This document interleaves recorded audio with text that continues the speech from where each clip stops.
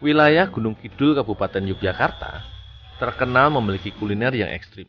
Salah satunya adalah ulat dan juga kepompong dari pohon trembesi atau yang biasa disebut dengan ungkrung besi.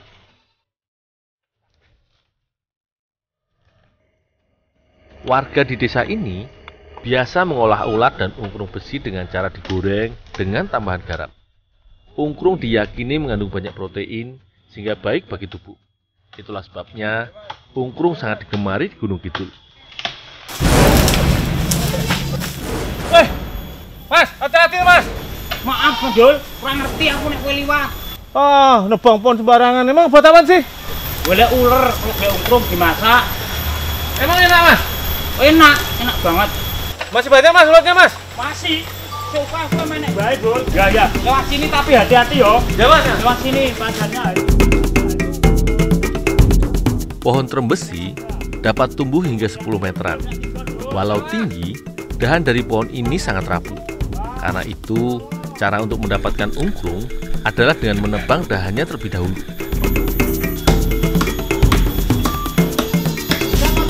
Ungkrung besi merupakan hewan musiman yang hanya bisa didapat setahun sekali, yaitu pada masa tanam padi atau pada awal musim hujan.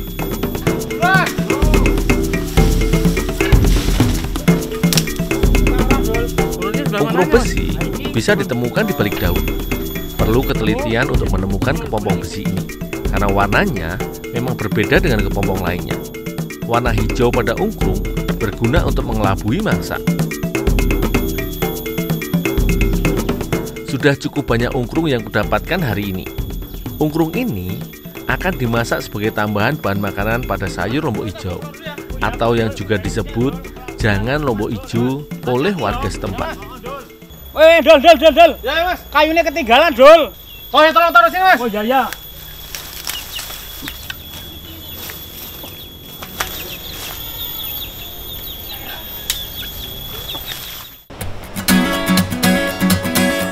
Mbak Tini dan Mbak Yuli menyiapkan pelengkap sayur lombok hijau. Sesuai namanya, sayur ini didominasi oleh cabai hijau. Sebagai pelengkap, sayur ini juga ditambah dengan tempe yang dipotong dadu. Makanan khas Gunung Kidul ini menggunakan kuah santan yang gurih. Selain memberikan rasa gurih, santan kelapa dapat mencegah terjadinya penuaan dini karena mengandung serat, lemak, dan juga nutrisi yang tinggi.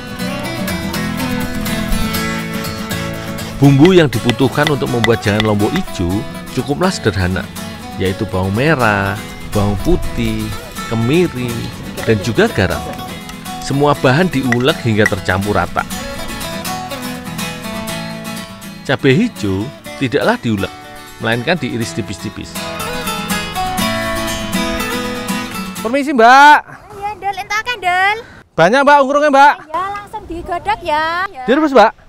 Oh, ya. Ungkrung yang sudah didapatkan ini lebih baik segera dimasak dan dikonsumsi. Ungkrung yang dimasak 1 hari setelah proses pencarian akan cepat busuk, sehingga cita rasanya agak sedikit pahit. Sebelum dijadikan bahan masakan, ungkrung direbus terlebih dahulu hingga matang. Hal ini untuk membunuh bakteri yang mungkin terdapat pada ungkrung. Ungkrung besi ini dijual seharga Rp50 hingga Rp60.000 per kilogramnya.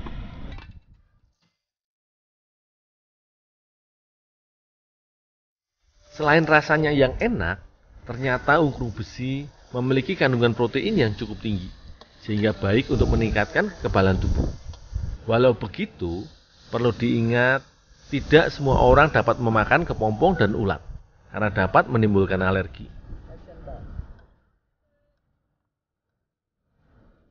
Ungkrung yang sudah direbus juga dimasukkan.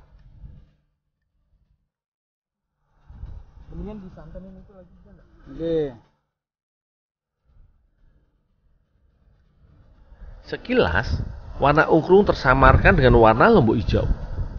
Agar masakan lebih enak, ditambahkan pula buah labu.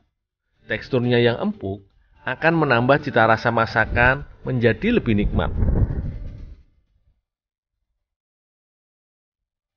Tidak butuh waktu lama, masakan pun sudah siap disantap. Sayur lombok hijau yang ditaruh di dalam labu ini semakin terlihat menarik.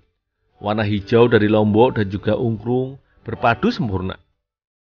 Warna merah cabai selain menambah rasa pedas, juga menambah estetika masakan.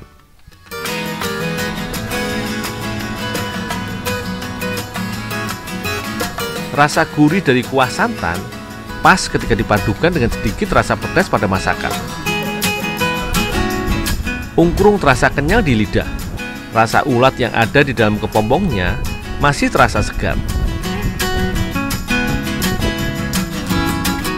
Semoga dengan demikian semakin banyak orang yang mengkonsumsi ungkrung besi dan juga melestarikannya lewat berbagai inovasi makanan yang enak.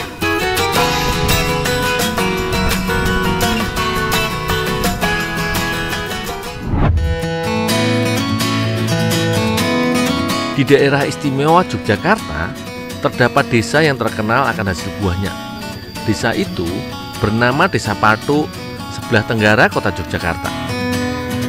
Hampir di setiap rumah warga memiliki pohon durian. Tahun seperti ini, musimnya buah durian. Maka, lebih baik berhati-hati ketika sedang berjalan di dekat pohon durian. Salah-salah, bisa tertimpa durian matang.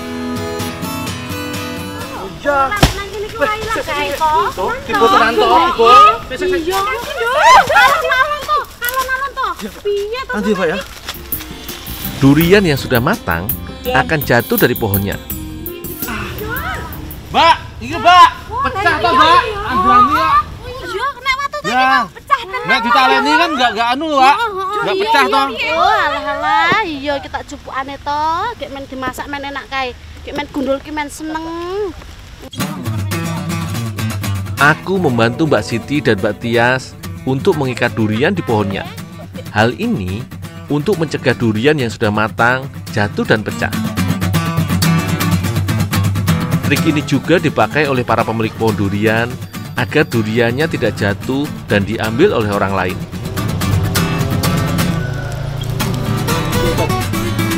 Sementara itu, Mbak Siti dan Mbak Tias mengumpulkan biji durian.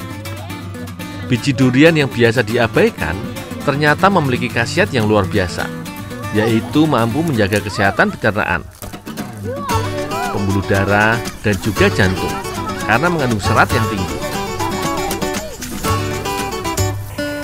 Kali ini, aku akan membuat olahan kue dari durian dan bijinya. Kue yang aku buat adalah kue Putri Ayu.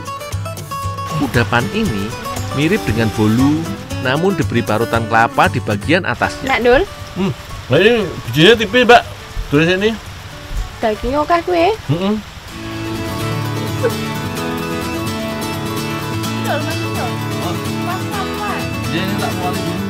Pertama-tama, durian dipisahkan dulu dari bijinya.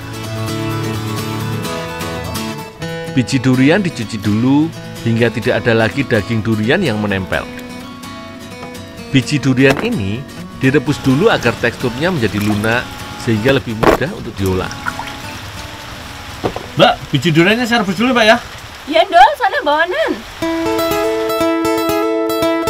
Merebus biji durian kurang lebih membutuhkan waktu sekitar setengah jam hingga biji durian dapat diiris.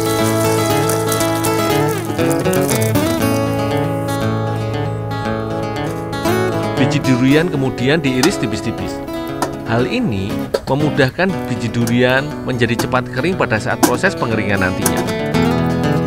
Bagian dalam biji durian masih agak basah dan berlendir. Jika potongan bijinya terlalu tebal, bijinya akan sulit sekali menjadi kering. Biji durian siap untuk dikeringkan. Mengeringkan biji akan lebih mudah dan cepat dengan menggunakan oven. Dengan api yang besar seperti ini, waktu yang dibutuhkan untuk mengeringkan biji cukup 15 menit saja.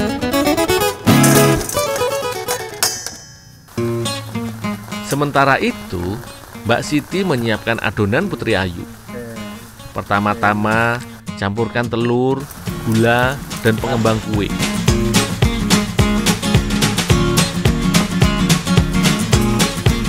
Setelahnya, barulah tepung terigu dimasukkan. Tak lupa, Mbak Siti menambahkan vanili untuk memberikan aroma wangi pada kue. Semua bahan-bahan tersebut diadon hingga kalis. Biji durian yang sudah kering kutumbuk hingga halus dan menjadi tepung.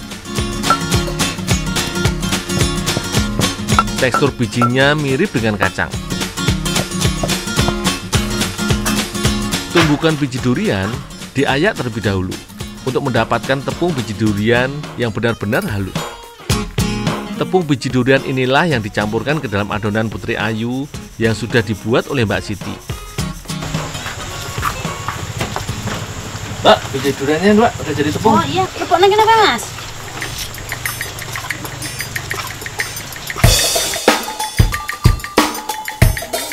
Setelah semua bahan sudah tercampurkan, adonan dibagi menjadi 2 bagian untuk memberi warna yang berbeda. Adonan siap untuk dicetak. Jangan lupa untuk mengolesi cetakan kue dengan minyak agar adonan tidak lengket saat proses pengukusan. Bukan Putri Ayu namanya kalau tidak menggunakan kelapa parut di atasnya. Kelapa parut ini sudah dikukus dengan tambahan garam sebelumnya, sehingga rasanya pun sudah enak. Setelah kelapa parut, adonan pun dimasukkan. Jangan terlalu penuh saat menuang adonan di cetakan, karena adonan akan mengembang. Jika terlalu penuh, maka bagian bawah kue akan menggembung dan tidak rata. Waktu yang dibutuhkan untuk mengukus kue adalah 15 hingga 20 menit. Jangan lupa untuk memerhatikan api agar tetap stabil dan tidak terlalu besar. Kue Putri Ayu semakin cantik dengan warna-warna yang cerah. Kudapan ini sangat cocok sekali dimakan sebagai pendamping minum teh. Kue ini semakin enak dengan tambahan saus buah durian. Tekstur empuk Putri Ayu membuat kue ini dapat dinikmati oleh berbagai kalangan umur. Rasa kelapa parut yang gurih dan asin berpadu sempurna dengan rasa manis dari kue Putri Ayu. Rasanya sungguh enak di lidah, apalagi dengan siraman saus durian. Tepung biji durian dapat diinovasikan menjadi berbagai olahan makanan. Alangkah baiknya jika kue-kue tradisional terus dilestarikan lewat bahan-bahan yang seringkali tidak mendapat perhatian, namun begitu berkhasiat. Duriannya tuh dia sok gurih,